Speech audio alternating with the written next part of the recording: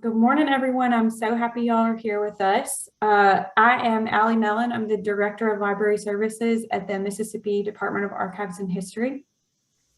And with me today is Kim Richardson of Southern Heritage Genealogy. She is a professional genealogist, but she's also one of my favorite researchers who comes to the archives. So I'm really excited to have her doing this program for us this morning. Kim has been working with clients for over 7 years doing genealogy research and helping them find ways around the brick walls that we all encounter when we're doing this kind of research, and help people learn more about their family through genealogy. She's done research for programs like Finding Your Roots, the PBS series, and Who Do You Think You Are? So we are really excited and honored to have her share her knowledge with us this morning.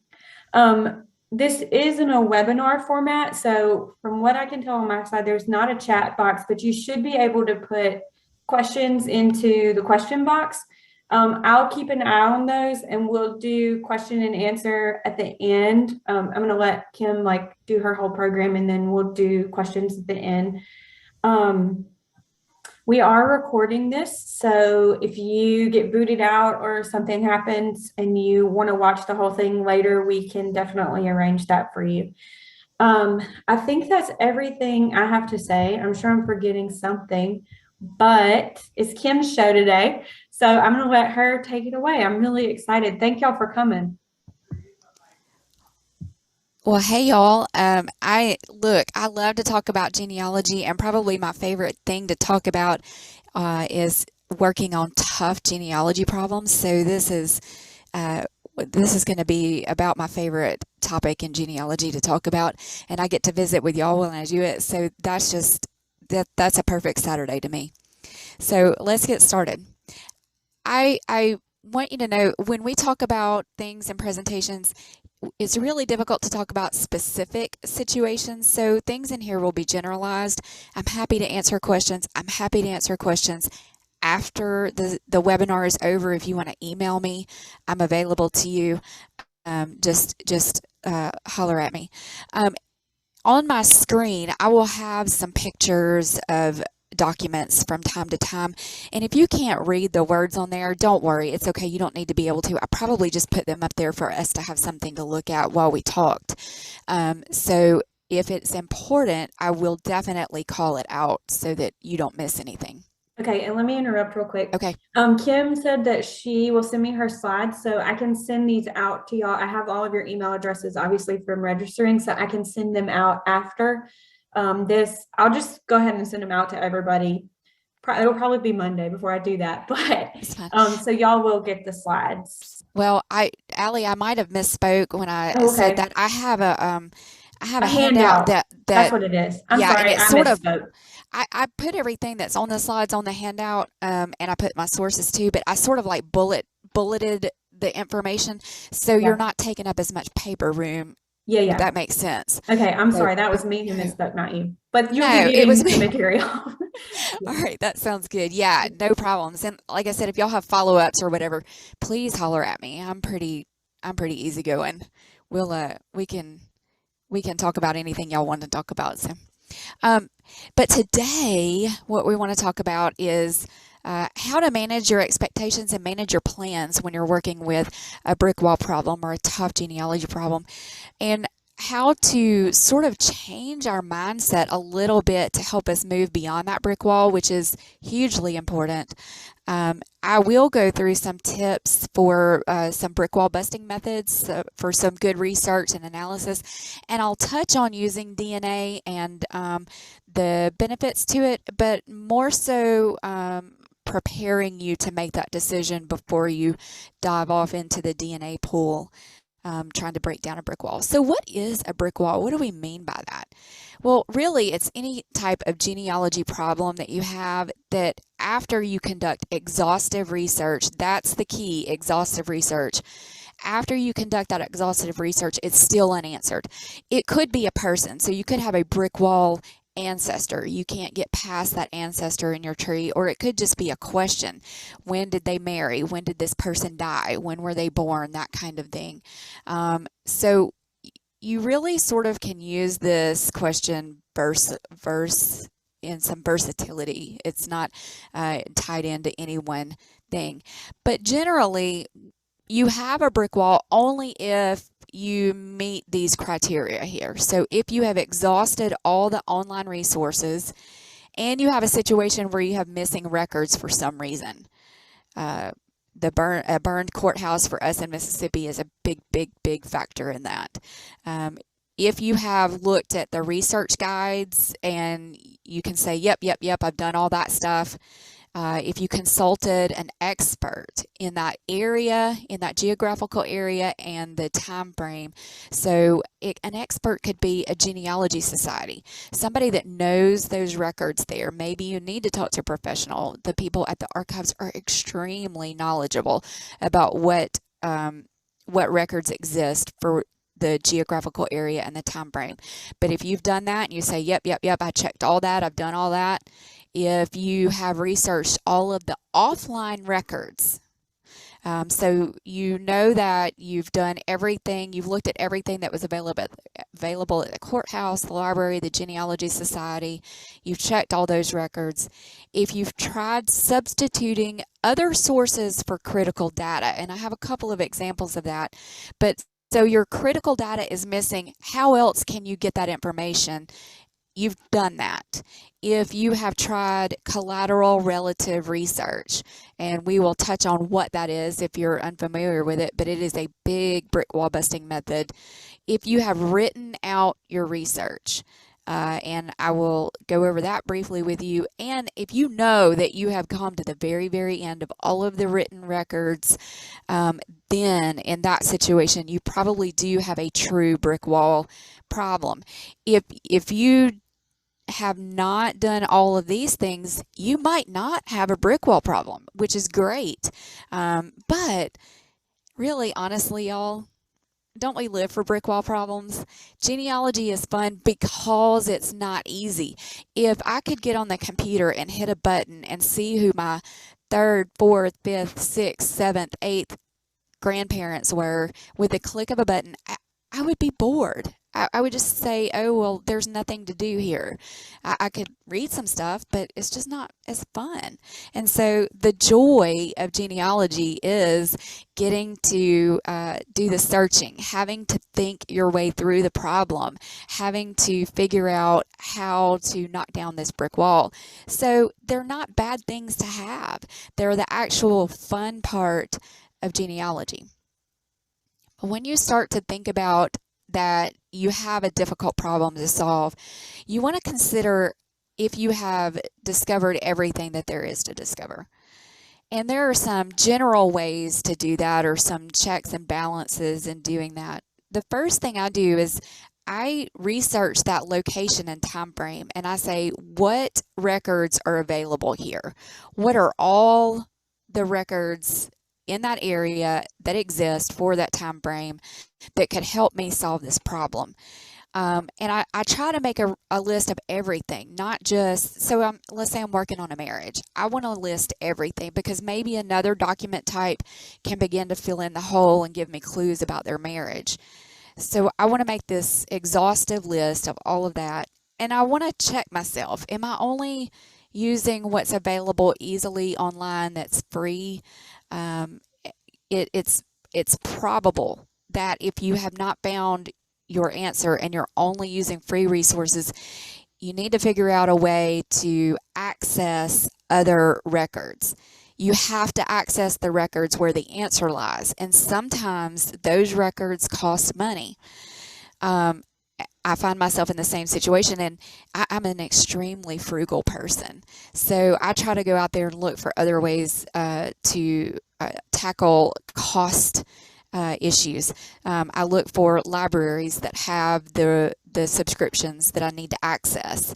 If I realize, oh wait, I need this Social Security application and it's going to cost me money to get that, I'll start putting away a few dollars a month until I save up the money to do that.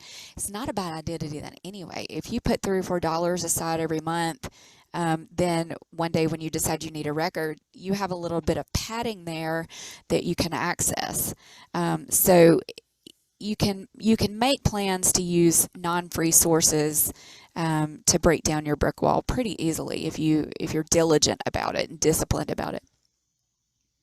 Beginning to understand your target socioeconomic situation is huge. This is where you're going to really get to know your ancestor. You're going to try to imagine what their day-to-day life was like, what's going on with them. Did they have wealth? Wealth generates records. Did they have any wealth?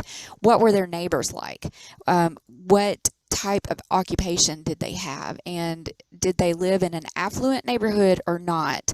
What are their property holdings that are listed on their census records? What does that indicate to you? Are they paying taxes?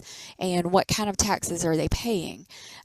Once you begin to understand that, you can start to make predictions and theories about the answer to your research question. So you can start to say, look, this was a really stable family. They were wealthy. They owned land. So the records should be there. Where are they? Why am I not finding what I need to find? Versus if you realize that they weren't necessarily stable in their residence. They moved around a lot. They were very poor. They had basically an unstable life. That could be a great explanation for why you're not finding them even though you want to. I know people chase burial locations for a long, long time, but if you get to know your ancestor and you realize, hey, you know, they didn't have the money to pay for a burial stone, then that sort of alleviates your need to continue to search for a headstone. They probably didn't have one. And so understanding that about your ancestor, again, that's where you're going to get to know them, and that's what's really neat about genealogy to me. But it's also going to start to guide and direct your next steps in your search. Another thing I like to do is tag another genealogist and say, hey, would you evaluate what you think I've done so far? Would you evaluate where I am with the search and look at the searches that I've conducted and see, can you think of something else I can look for? Tagging out another genealogist is a great way to do that. You want to make a plan. After you know what records exist, you want to make a plan. To do that, you need to specify your research questions. So what exactly do you want to know? You don't want to know everything there is to know about this ancestor. First, you want to know one specific question and work on that one specific question. When did they marry? When were they born? When did they die? Who did they marry? Who were their parents? Specify your question and then begin to collect a to-do list that's going to help you work through the answer to that one specific question. Once you knock that one down, you can go to the next question. But if you try to take on too much, it's going to get confusing. You're not going to be able to work through it very well. And you want to think about, how can I use records in a way they were not intended to be used? For example, if your question is, when did they marry? And the marriage records did not pan out for you. There's no family Bible. Their marriage record was not in a newspaper. You can't determine when they married from the census records available to you. Look at deeds. Look for his land records, because if, say, in 1895 there's no wife mentioned, but then in 1902 a wife begins to be mentioned, is that proof that he for sure married in that time frame? No, not necessarily. But if you can gather 2 or 3 other pieces of circumstantial evidence that show that he may be married in that narrow time frame, then, hey, you've made great progress, and you've probably answered that question for yourself as well as you're going to be able to. So it's all about circumstantial evidence when you're working in a brick wall. After you make your plan, it's going to change. Don't think that you have to stick to it extremely rigidly. As you work through it, you're going to see other searches you need to do, and you're going to say, oh, you know what? That step 3 and 4, that's not going to help me out like I thought it was. And so maybe you can eliminate those. The purpose of a plan is to help you know how to move forward. So once you know what records you need, then you can ascertain how you're going to get those records. Do I need to make a trip out of town to access those records? Do I need to save up a few dollars to send off for that record that you have to pay a fee for? Can I access a genealogy society to do a record search for me? And so this is where you begin to change your brick wall into a yellow brick road. You can get out from behind the brick wall and can begin to see a way forward down a path. Changing your mindset is hugely important. Henry Ford indicated that whether you think you can or whether you think you can't, you're absolutely right, 100% either way. Our mindset is what really determines if and how we can tackle problems. And so why is that relevant with what we're talking about? Well, let me show you something.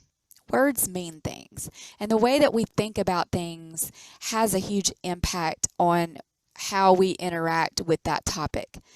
So I think of Shakespeare's shall I compare thee to a summer's day? And he goes through this beautiful imagery and you know, you really can't wait to get out there and be in this summer's day because it's such a great thing and it's this wonderful feeling. And then in Mississippi, when we say it's a warm summer's day, we mean it is extremely hot, it's humid, there are mosquitoes. And so you can see how the same words can have really two different meanings. And it's all about our mindset. It's all about what we allow that word to mean to us. In genealogy, when we say, I've hit a brick wall, every genealogy pictures it being an absolute full stop. There is nothing else I can do. It's a complete dead end. I'm absolutely stuck here. But if we can just change our mindset just a little bit to say, we can still use the word brick wall, but it doesn't mean a stop. It doesn't mean I've actually hit a real brick wall. It means that, hey, this is a great problem that I'm going to get the opportunity to work on. This is going to be a fun puzzle to solve. And so when you think of it that way, you realize, you know, maybe I have made 10,000 searches that didn't work, but that just means now I know what wasn't the answer. It doesn't mean that I have no other option. It doesn't mean that I have failed. It doesn't mean a stop. It means that I can use other methods or other tips to begin to move forward and make progress in this difficult research problem. Before you start down that road of trying out method after method, the tip I have for you is just stop and take a break. Let your brain have a thought vacation. You know, just walk away from it, get some objectivity, because what's happening right now when you're in the midst of that genealogy problem, you feel like you're in this maze and you can't see your way out of it. You really don't even understand the wholeness of the problem. You just know you're sort of stuck. But if you'll walk away from it for a little while and come back to it, it gives you more of a bird's eye view, and you can become more objective and sort of begin to see your way out of it. Now, as we talk about these methods, this is where we really have to start using our brains and really have to start thinking through the problem, and understanding you know, how the nitty-gritty of really digging into these brick wall problems. So the first method that I can share with you is to use what is not there to your advantage. The absence of information can answer a question for you, or can at least begin to push you towards an answer. You need to, when you work on this like this, use this in combination with other circumstantial evidence to begin to narrow down the possibilities of the answer for your brick wall problem. And here's how it works to me, or the way that I can think about it. I have 3 places in my house that I can lay my keys down, or that I can put my keys when I come in, because I'm really bad to lose my keys. There's a hook on my garage wall where I can put my keys. There is a table at the front door where I will allow myself to put my keys down, and the kitchen counter. Those are my 3 places. So if I go to leave and I look on the kitchen counter and my keys are not there, then it pushes me to think, okay, they're in one of the other two locations. But if I go to the table at the front door and they're not there, now I'm even more strongly pushed to think they're on the hook in the garage. So the same thing works in genealogy. Let's say that Mary is 16 years old in 1900, and you think she should be in her parents' home in 1910. Or that's where you first go look. But she's not there. Why? Why is she not there? What does the absence of her in that situation tell you? Well, it can help you form some theories about what happened here. It is possible that she died, so maybe you want to go look for some death records or death information. Maybe she married. Maybe she's in another home, living there as a live-in housekeeper. Possibly she was away at school. Maybe she just simply wasn't recorded. But her absence allows you to begin to make some theories and some possibilities about what happened to her. This is helpful especially when you're looking at records pre-1850, because 1850 is the first census where every person is listed. Before then, only the head of household is listed. So let's say that you're trying to figure out who the parents are of Joe Smith, and he was born in 1825. Well, we have an 1830 census. We know that he's born in DeSoto County, okay? So let's just pretend that we know that. 1825 is his birth date. I'm going to go to the 1830 census, and I find 3 Smith families there. 3 Smith families. Well, I have no idea which one is his, because he's not listed. His father is listed. So the family behind door number 1 has no children. So I'm thinking, maybe his birth date was incorrect, but possibly he's not in this family. This is possibly not his birth family. So that pushes me to the next door. But door number 2 family only has girls in the home. And so I'm thinking maybe this is not his family. It pushes me to think, let me look at door number 3. Now, door number 3 has a family with 2 boys in a matching age group to be Joe Smith. And if I'm a betting person out of these 3 families, I'm going to start investigating family number 3 first, because they have a candidate in that home to be possibly Joe. So the absence of anybody in the first 2 pushes me to think maybe he is in family number 3. Now, I can begin to research that family, put together some other circumstantial evidence, and maybe I figure out that this is his family. But the absence of him helps me form theories that I can start to work on. I'll tell you, if you will print out your records, your digital records, if you will print them out, it will be much easier for you to study them. Paper is much easier for us for analyzing and studying. Screens are not interactive. You cannot hold them, you can't touch them, you can't mark on them. Screens take much more mental energy for us to understand information off of and to use it to correlate and analyze. And that is what is going to solve a brick wall problem for you, is correlation and analysis. So every advantage that you can find for yourself, I suggest do that. Printing it out on paper is very helpful.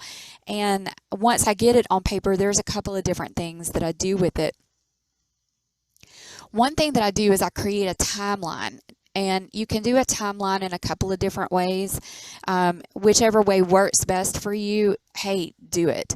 I like to have pre-printed index cards that I use as cues to remind myself to make sure that I know this information about my family. So I will lay my index cards out in a horizontal line, and they're marked with things like birth, marriage, death, probate, burial, that sort of thing. And I've just picked 4 random ones here to show you how I do this. But my index cards remind me, make sure you document a date, a location, the source of that information, and then whatever specific thing, like the spouse or the birth parents or whatever. And I grabbed some sticky notes and I began to make my notes on those sticky notes. I have my documents printed out. They're there with me, and I look at my documents and I say, do I know when he was born? Okay, let me make sure I know that. And how do I know that? What are my sources for that? And I mark that down. I fill out the information and I just briefly make myself a note about what the sources are. I'm going to use that information later, but what it does for me at this point is it forces me to say, oh yes, I actually have a source for that. Because what I find is sometimes I think something, I think I know a birth date for them, or I think I know who they married, but when I start to look for how I know that, I realize that maybe I just picked that up from somewhere and I don't actually have a source for it. And so maybe I don't know that's true at all. And that could be the stumbling block to why I'm not being able to break down my brick wall. So I want to make sure I have a source. Now, the other reason I like doing it this way is because if I make a mistake on one of these things, I can just get rid of that sticky note and put another one in its place. It's really easy. But if I do it on an Excel sheet or a Word document, or if I write it out by hand, I've got to go back and correct that in the computer, or I've got to white it out and rewrite it or something like that. And doing it this way to me makes it easier. And I can move things around and see all the puzzle pieces and all of that. So I really like doing it this way. If you hate this idea, I would suggest to you to at least create a chart of some kind where you've got the facts, but you're also putting on there how you know this information. You're checking yourself to make sure that you know your sources are correct, that you have a source matched to every fact that you have. From there, I start to write a narrative. I write my research out in a narrative form. This may be the best brick wall busting method out there. It's not commonly done, I don't think, because we don't love writing narratives. They're time consuming. I don't like writing because I sit down and I just sort of go blank and I get overwhelmed, honestly, and I don't know what I should write next. But if I've done that event line and that timeline, even if I do it on sticky notes, I can grab those sticky notes, stack them on top of one another, walk over to my computer, sit down, and there is my outline. I have my information and I have the sources that go with it, and I can start to type it out. When I do that, that's when I really start to develop some theories, and because it forces me to examine everything and make sure that my sources are good. And here's what I find. Even though I think I have a source for something, when I start to type it out, I have to explain it step by step. And in that process, that's when I realized that my logic was flawed, or I wasn't able to come to that conclusion as well as I thought I could. Something is not quite right with what I thought. And in doing the narrative, that's when I figured that out.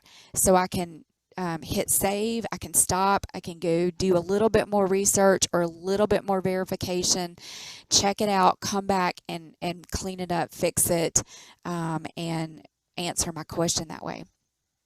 This, again, I feel like that it's probably not a hugely popular thing to do, but this is, I think, probably the best brick wall busting method out there. So write your research up in a narrative format. You're going to learn a lot about your ancestor when you do that. Another method that you can do is to start over. And I'm glad, that y'all can't throw tomatoes at me right now, because I feel like this is a very tough thing to hear. But sometimes you can start over. And I don't mean start completely over. I mean, let's take everything out of our file folder. Let's resort it maybe in a different way and re-examine it. Research whatever you think can be researched again. So newspaper databases update all the time, record databases update. What do you need to plug into that search engine again to check and see if anything has been uploaded since the last time you searched? And when you're going through your documents, you want to go line by line. Really scour your documents for every tiny little hint, every lead that you can find, every clue that you can find. And this is when I put a notebook beside me or a notepad beside me, and I start making lists of clues that I need to follow up on, because I don't want to interrupt myself in this process. I just want to collect my clues to tag or go after as soon as I go through all of my documents again. There are two ways that I go through my documents. One is I will lay the document down and I'll put a blank piece of paper on top of it, and I'll only look at that top line, and I stop and I take my time and I say, what does that tell me? Did I know that? Where does that give me any further direction to go anywhere else? Then I look at the next thing. Even I think this is, why I look at a county and then a city. You never know what light bulb is going to go off in your head when you go line by line. And I'll do that for the entire document. I'll just go line by line. Again, I have my clue list beside me that I'm making notes on. The other way I do this is, remember, I've printed out a copy of my documents that I can use to do whatever I want to with. I can write on them, I can highlight them, and so I will go through and start sort of writing and making notes and highlighting and drawing on them, because all I'm doing is mentally breaking this down. If I see something important, like this came out of the probate court in Hinds County, that's important. There may be other clues in that court, in that location. So I'm going to note that. I'm going to make sure I see that. If I find a word that's hard to read or a word that doesn't make sense to me, I will put the word on top of it, or a substitute word to help me understand what's going on. And then I start to dissect the sentence or diagram the sentence. So I'll underline the subject once and I underline the verbs twice. And so, for example, in this one, the petitioner, what is she doing? Well, first she's representing. Wait, what representing? Oh, she's stating. She's saying. What does she do? What is she stating? That she is a minor over the age of 14. Now, if I just read through this document, my brain may allow me to gloss that over. But that right there is hugely important if I'm looking for who her parents are, if I'm looking for her birth, because that puts her being born at a certain time frame. It may be helpful if I'm looking for when she married, because I know that she had to have married at a certain legal age. All of those things, anything like that's a huge clue. And so I circle that, bring it to my own attention. So she's doing something else here. She's stating that she's over the age of 14, but still a minor. And she's doing what? She's requesting that William be her guardian. Okay, that might be important. Is William part of her family? So maybe I can research him and find out who her family is. It's a possibility. The date is always important because this puts her in a time and place as well. So I sort of go through my documents that way. You could do an abstract. You could rewrite it for yourself. You could do a transcript if you wanted to. Those are just things that work for me. Transcription is really one of my favorite things to do now to understand what's going on in a document.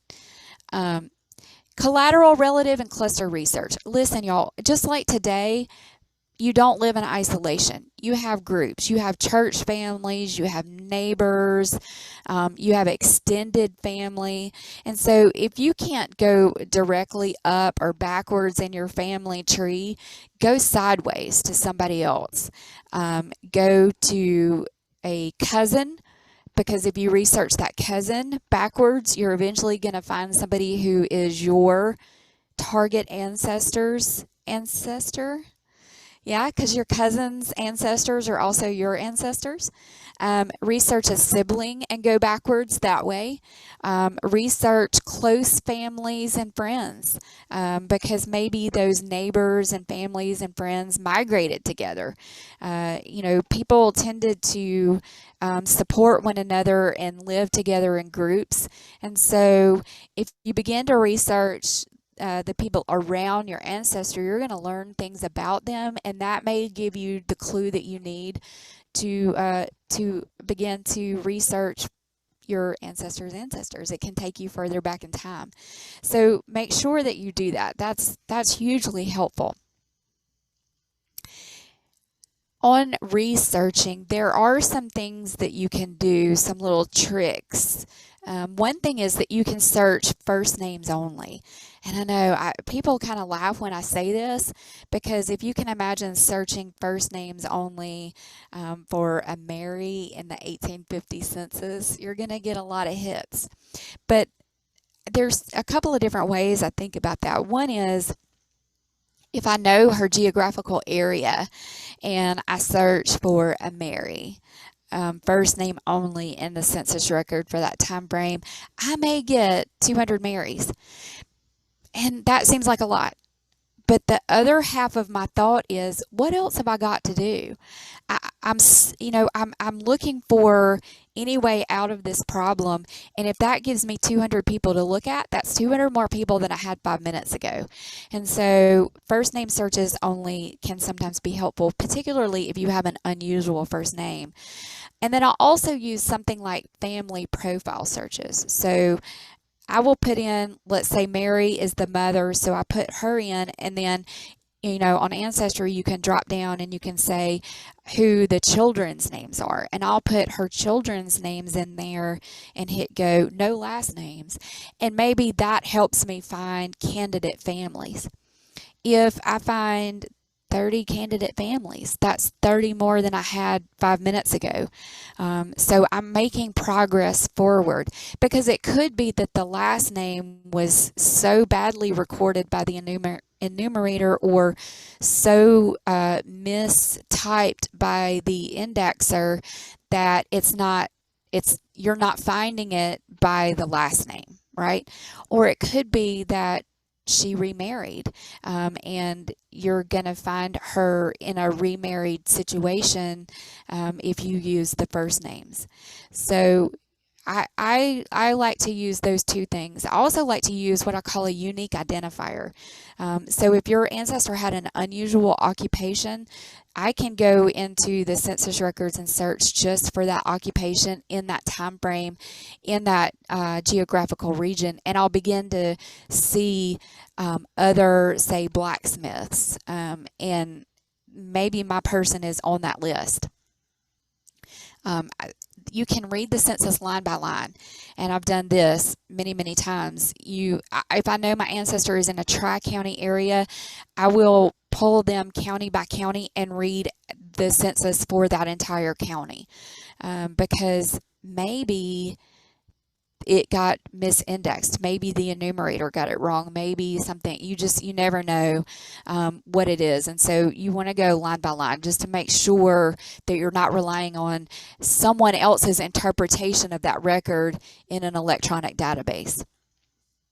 Always search in multiple places. Don't limit yourself to just one place. So if you're searching on Family Search, go search Ancestry, go search MyHeritage. Your library or archives probably has a subscription to those other databases. Go use those things. Make sure that you're searching everywhere you can search. Look for other family members or neighbors and see where they migrated. And then check in those places for your ancestor, backwards and forwards, because again, people moved together. They had to have a support system. They couldn't do it on their own. You want to make sure that you're looking at people who marry into your family, because you would have multiple families who were friends and maybe they intermarry. So tracking those other families will help you. And then look for things that you don't normally think about. What kind of neighborhood is it? What was their occupation? If you realize what their occupation was, study that occupation's history in that geographical area and region, and see what was going on at that time. Did most of those people with that skill move in from someplace else? Was there a boom at that point in time? Is there something to be learned or a clue to be had from looking at that sort of information. Now let's talk a little bit about DNA. DNA can help you break through some brick walls. Yes, absolutely. I have to caution you though, one, don't do DNA just for fun. Don't do it just to get your ethnicity estimate, because honestly, it's not necessarily incredibly accurate at this point anyway. And there are so many surprises to be had when you do DNA. At first, when I started doing DNA, I thought, there's not that many surprises out there, but now I realize it's honestly not if you have a surprise, it's when you're going to encounter it. And so make very, very sure that you can handle all the revelations that DNA has to offer, because you can't ever unknow something once you know it. You just want to make sure that this is something that you really want to do. And if you're using it for a brick wall situation, I would say use it as an absolute last resort. Think about all of the what ifs, and if you decide that that's something that you need to do, wait 6 months. Give yourself 6 months. Just sit on it for 6 months and think about it and make sure that that's something you want to do.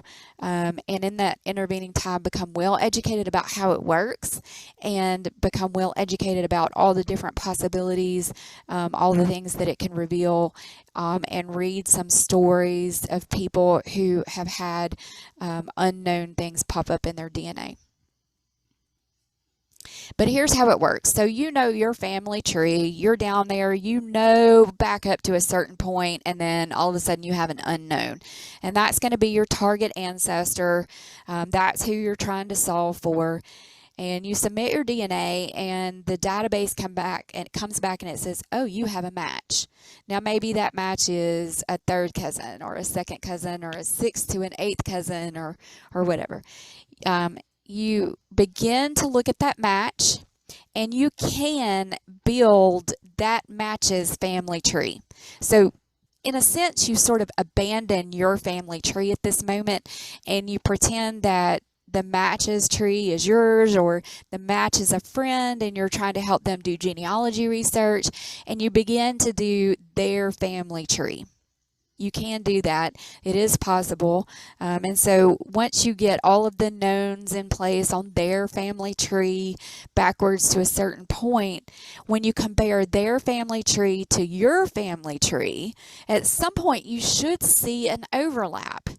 And it is in that overlap that you are able to use their research and their information to answer your genealogy questions, because maybe they know who that target ancestor is, who you were searching for, or they've given you enough clues in their tree that you can figure out who it is. So that's how the DNA works. But again, I strongly caution you in making a decision to do that. Now, just to spend a couple of minutes to recap, I want to tell you what the most common oversights that I see in people doing their research, or the most common things left undone in doing research that cause people to have problems. One is that details within sources are overlooked. And y'all, I've done this myself. I have worked on tough genealogy problems, and I've been so focused on that one ancestor and trying to make progress on that one ancestor that I've done something like decided I wanted to rearrange my folder of information, and in doing that, flipped to a page, read through it, and realized, oh my gosh, I had the answer right there the whole entire time. And so make sure that if you think you're stuck, you have read through every shred of a document that you have, and you have really, really analyzed it. This is also when writing things out is going to help you. If you take your documents and you begin to piece it all together into a narrative of your research or biography of your ancestor, one, that's a really cool thing to have to add to your research folder. But two, that's where you're going to discover all these tiny little things or flaws in your logic that will help you to move forward. If you're only using free genealogy and there are paid records out there that could help you answer your question, you need to assess whether that is going to be helpful to you or not. So if you're only doing free research and you're stuck and you're having problems, look at whether ordering that paid document is going to help you. You may need to make that investment. If you have not researched other family members, other associates or neighbors, you need to do that. If you are researching a lady and you cannot break down the wall, research her children, research her siblings, research her husband, research her cousin, because again, everybody eventually comes from the same ancestor. And so if you can go back in time, even if you're going back in time on her close friends, you realize this is her close friend. They've been close friends for years and years and years, and you start to research back those friends. Maybe they came from the same hometown and moved together. So don't neglect researching the people around your target. That's a huge brick wall buster right there. Death certificates are probably the most overlooked record that I encounter. I have been surprised by that, and I have realized that a lot of people don't know how to order them, or they think that they're not allowed to order them. And so let me tell you, death certificates and birth certificates in Mississippi started in 1912. They are available to you if they are 50 years old or older. So if your ancestor died 50 years ago or more, you can order that death certificate. We have two sources for death certificates in Mississippi. My favorite is the Department of Archives and History. They have death certificates from 1912 to 1943. They are incredibly knowledgeable about those records, and they are extremely helpful in getting you the copies of the records that they have. They can absolutely help you find those. So if you need those death certificates, order them. If you need them for a longer, in between that 1943 and 50 years ago, you're going to have to get those from Vital Statistics. If you need to know how to do that, please drop me an email. I'll be happy to help you. But order those death certificates, get them. Birth certificates are open if they are older than 100 years. So we started birth certificates in 1912. So the birth certificates between 1912 and 1922, because it's 2022 now. 100 years ago was 1922. 1922 and before birth certificates should be open to you. You should be able to order them. I would tell you to get those certificates. You will pay a bit of a fee to order them. Obviously, the ones at the Mississippi Archives, you will get more bang for your buck that way. You can do a research request with them. They will do 1 hour of research for you for a research request, and they're very good at what they do. So if you need them to pull multiple certificates for you, they can do that probably under one research request. What I do is I'll send it in and I'll say, hey, I need these 3 death certificates. If you can get all 3 of these in an hour, that would be great. But they're in order of priority. So however far you get, that's fine with me. But I always feel like it's a great value for the investment that I made in doing a research request with them. And I would really prefer to go in person because I enjoy those people so much. I always have such a great time when I'm there. So order the death certificates, get the death certificates, and don't just look at your target ancestors' death certificates. I have broken down brick walls by ordering my target's children's death certificates. If it's, if they had a sibling order the siblings' children, so the nieces and nephews, get those, get the siblings, get cousins, because everybody goes back to one ancestor. And so maybe your target ancestor parents are listed as don't know, but maybe their siblings have the parents on there. Maybe the nieces and nephews offer the maiden name of a parent, which would also possibly be the maiden name of the person you're looking for. So order the death certificates. Make sure you're getting those. And again, if you need any help with any of that, I'm happy to help. I love to talk about genealogy, so let's. I'm willing to pitch in and let's do that. I don't have, that's what I have for my presentation. If y'all have some questions, I am super happy to answer questions. Okay, we did get a few questions Okay. in the question box, so I'm just going to read them out. I think one of them I can answer, but I'm going to read them in the order they were asked. So, okay, the first one comes from Kim Green. She says she's an amateur. She's been searching on and off for years. Her ancestors were African Americans in Tensas Parish, Louisiana. Her brick wall is finding records showing them or relatives as enslaved. She's identified an owner of the land that they lived on since they were found on the same census page several times near him. He died in 1857, left a widow and 2 daughters, and she's not been able to find a distribution list of the property and is stuck. Yeah.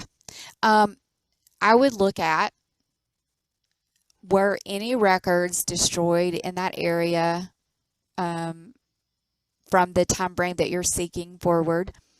I would wonder if there's a record loss there. That might give you some information. I'm assuming by distribution list, she means out of a probate record. So I would also wonder when the wife died and what happened to the children. So possibly if they all also perished before 1865, is there something out of their estate? I would search deeds. Yeah.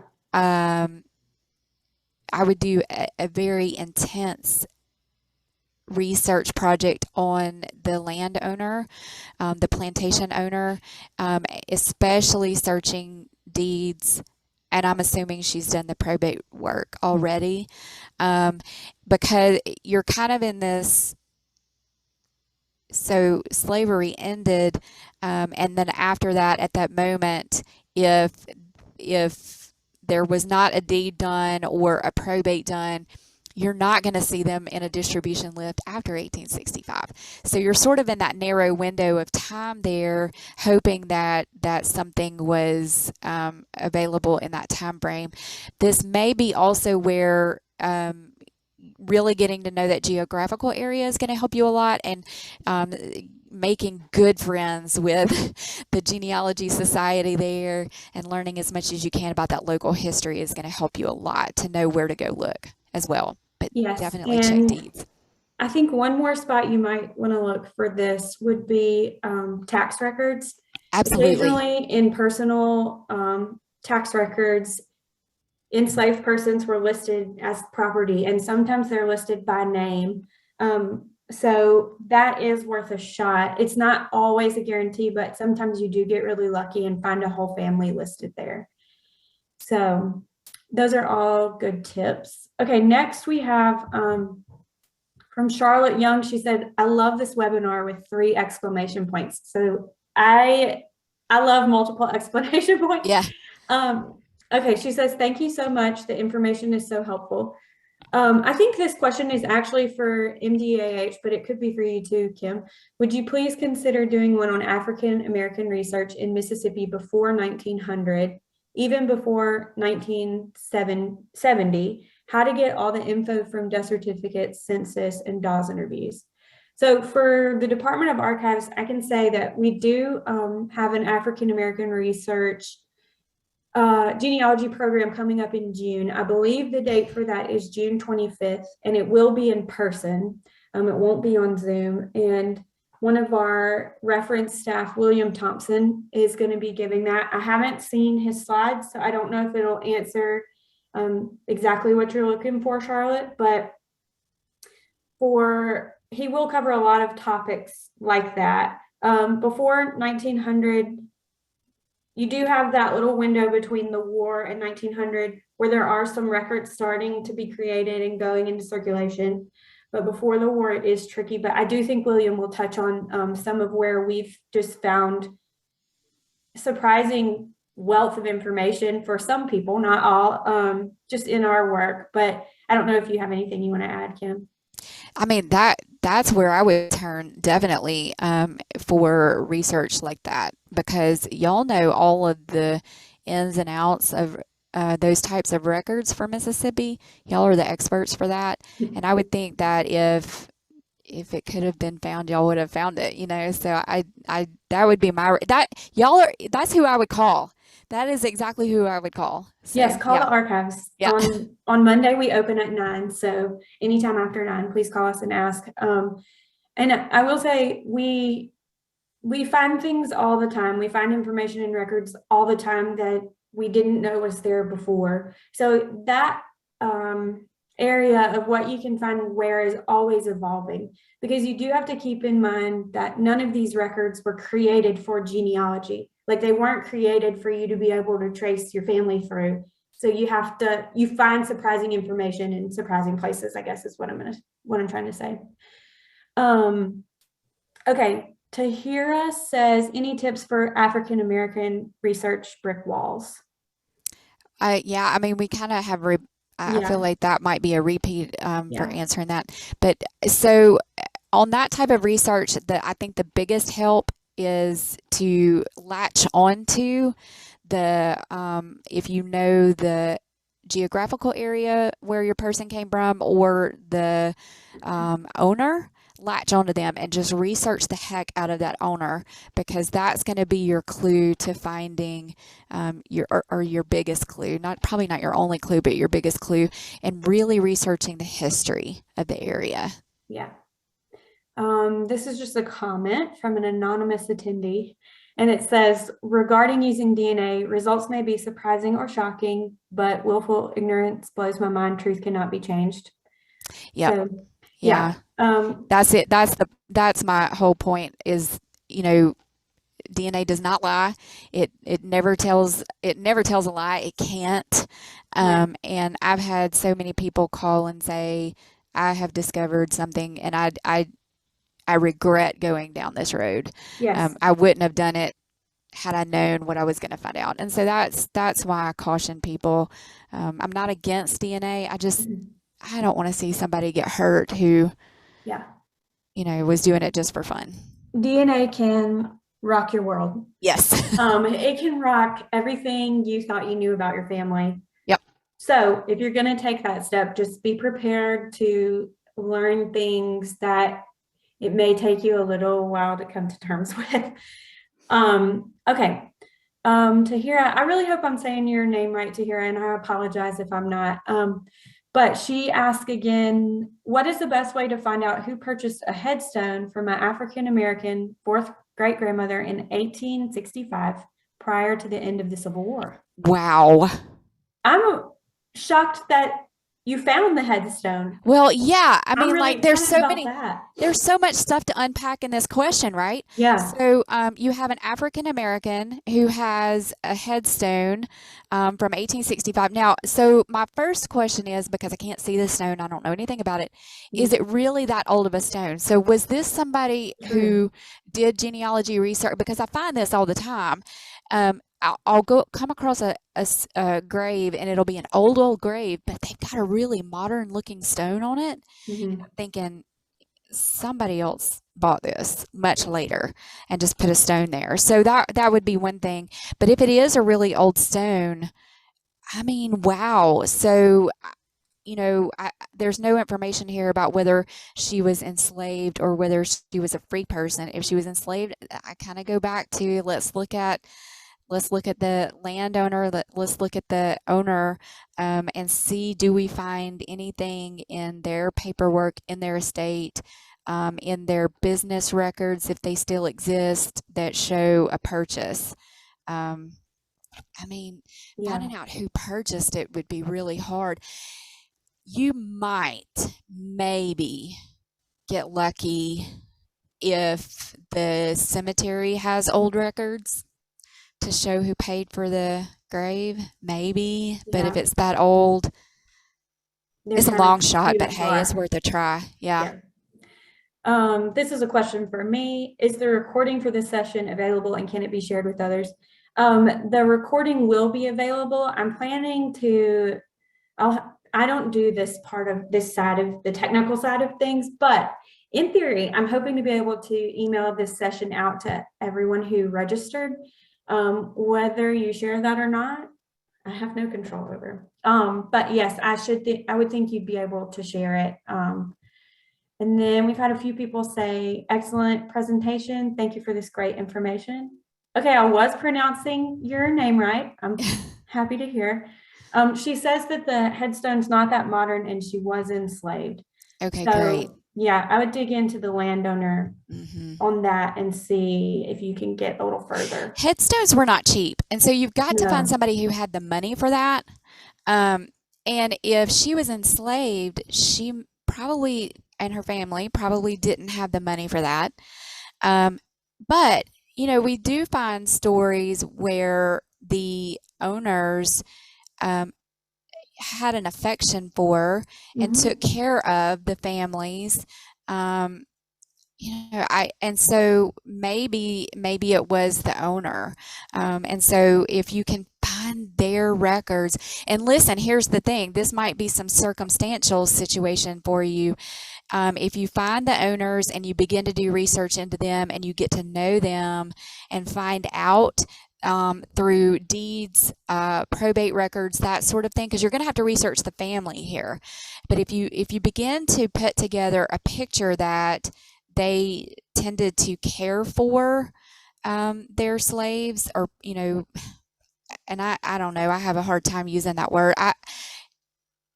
But it looks like maybe they provided more for them than other people did, might be the way to say that. Then you might be able to put together a circumstantial evidence thing where you say, okay, it was probably the owner or the owner's family that did that for them. Okay. Okay. I have a question from Alpha B, which I think I can answer some of this, but Kim, you can chime in on it too. Okay. To say, how can I access records for a great-great-grandfather who was a member of the U.S. Colored Troops based in Natchez? Have searched the Freedmen's Bureau. Do you have any contact information, websites, etc., for getting African American history in Greene County, Pike County, Rankin County between 1861 and 1900? If you're looking for like a service record for them, or maybe you already have that, please call us at the archives. We have a guy on staff who is a huge nut about military service records, and he's just a huge military history buff, and he can find things like so fast. Things that would take me all day to muddle through, he gets it to me in like 10 minutes. So please call us about that. And I will say to everyone here, the archives, you can submit research requests to us. Kim did mention that. You can mail us a letter or email us. We will assign a researcher to it. They'll spend an hour on it and send you a quote sheet for anything they find. But the research, for us to research your letter, is free. But for you to get copies of the record, there is a small cost with that. So if you, Alpha B, are looking for some specific information, please email our reference desk. It's ref, R-E-F as in Fred, desk at mdah.ms.gov. Email us with your question and we'll get someone to look into it. There is a little bit of, you will have to wait a little bit because we get quite a bit of requests and there are only a few of us who look into these, but we would love to try and help you out, or you can call and talk to someone on the phone about it.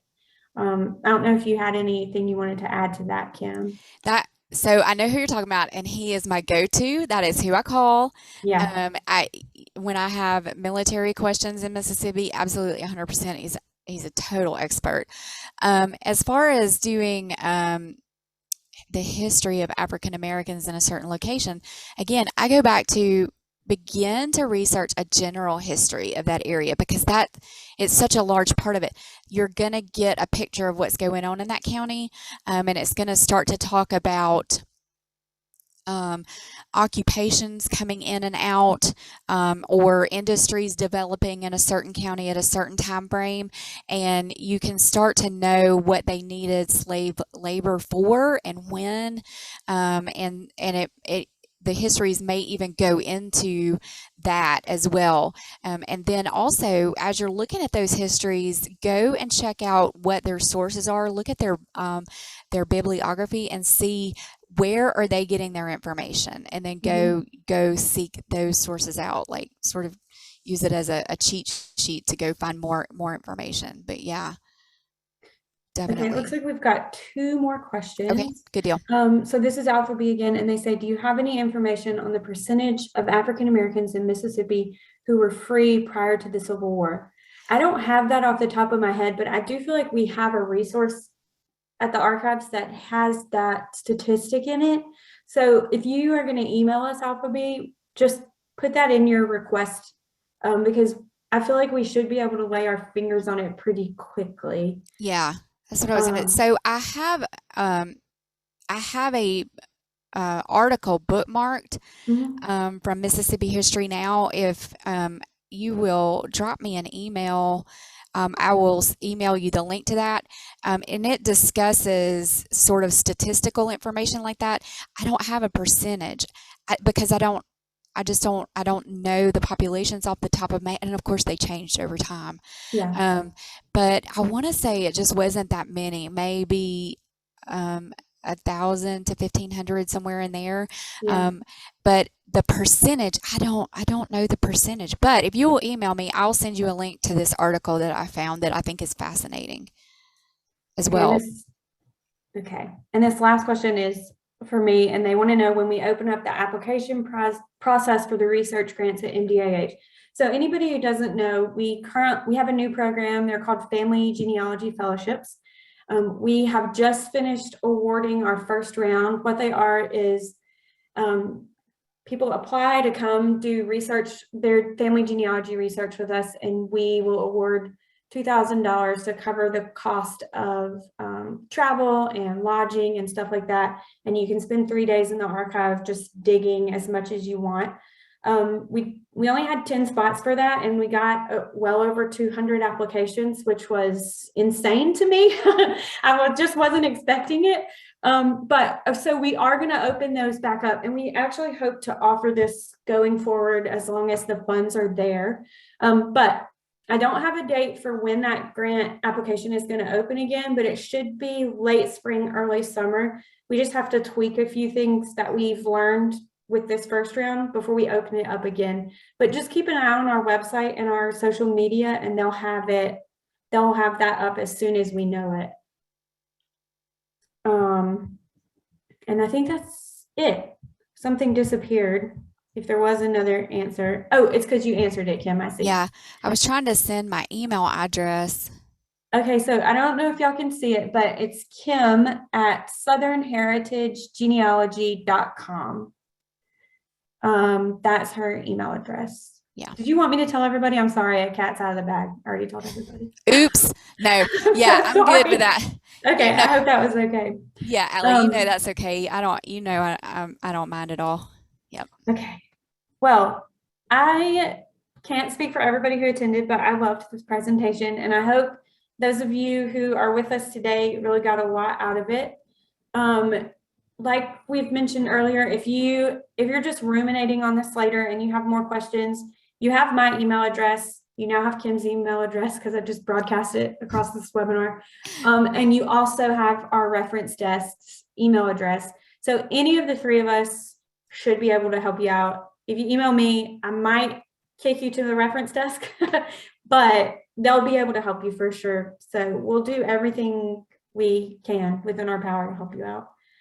Oh, and one more thing I was going to mention. There's always a little confusion about death and birth certificates with the archives. We have the death certificates from 12 to 43, but we do not hold birth certificates. Vital Records has not released copies of those to us. So if y'all want to call and harass them to do that, feel free. No, I'm just kidding. Please don't harass them. But they haven't shared those with us, and that's fine. But you have to get birth certificates, all birth certificates through them. So anyway, thank y'all for joining us. I really enjoyed